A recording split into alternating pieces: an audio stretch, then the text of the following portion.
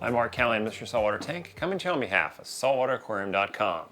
Hang around any saltwater tank hobbyist, Facebook group, or forum long enough, and you're going to hear the term nutrient export. Now, it is what it sounds like, getting nutrients out of your system. There's lots of ways to do it with water change, carbon dosing, or by using algae, which is usually done in a refugium. Refugiums can work well for nutrient reduction, but you need a sizable one to make a dent in your nutrients. On my 1,000-gallon reef, my refugium is 60 inches long by 16 inches wide. Now, some people are asking, well, how many gallons is that? It's not so much about gallons with refugiums, it's about surface area, because that's where the algae grows, that's where you're going to get your nutrient reduction. So on my 1,000-gallon reef, 60 by 16 inches gets the job done. But most people don't have near that kind of space for a refugium. So some sump manufacturers have started to add a refugium section in the sump. This is something, but it's not really going to do much. This is much like strapping an outboard motor onto a cruise ship and going, we're not really getting anywhere. So you need a big refugium to be effective. If you don't have the space and you want that refugium pump, what do? Well, that's where the algae reactor comes in. It is a great space-saving, effective solution.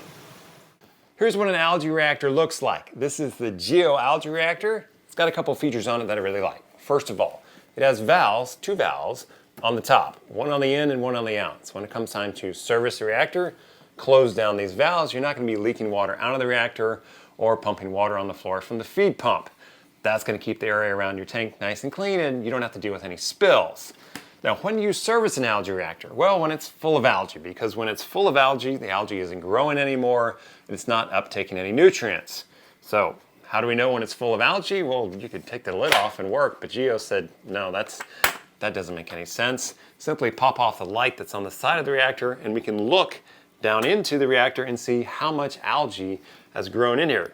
You say, all right, it's full, we need to export the algae, we need to get it out of there, or you know what, let's keep it growing, in which case we just put the light back in the channel, pop it in, it's held nice and secure, and 2 lights are going to grow more algae than 1, giving more nutrient exports. So the GEO Algae Reactor has 2 lights on it.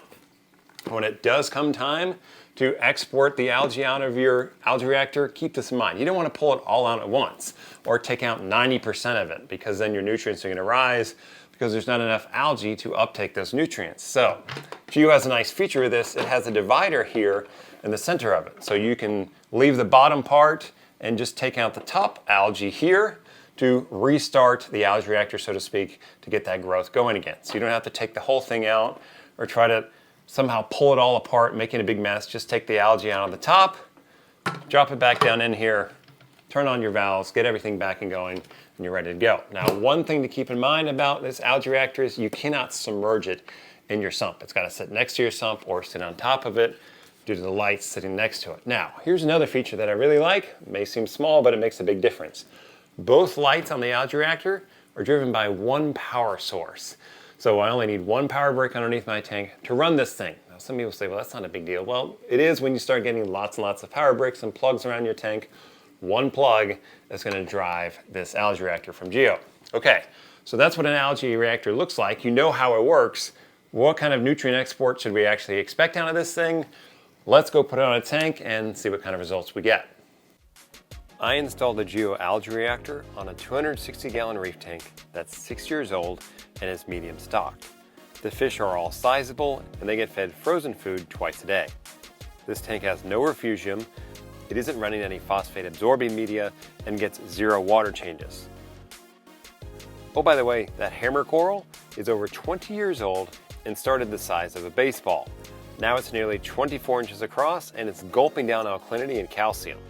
The GEO Algae Reactor was installed on top of the sump, as remember, it cannot be submerged. It's fed with a Seashea Synchro Silent 3.0 pump. Seashea is my go-to choice of feed pumps, and I also use them for return pumps in low head situations.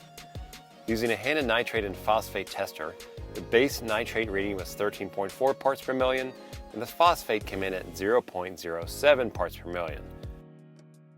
A baseball-sized clump of Chaeto was added to the GEO reactor, and we'll measure nitrates and phosphates twice a week and report back results.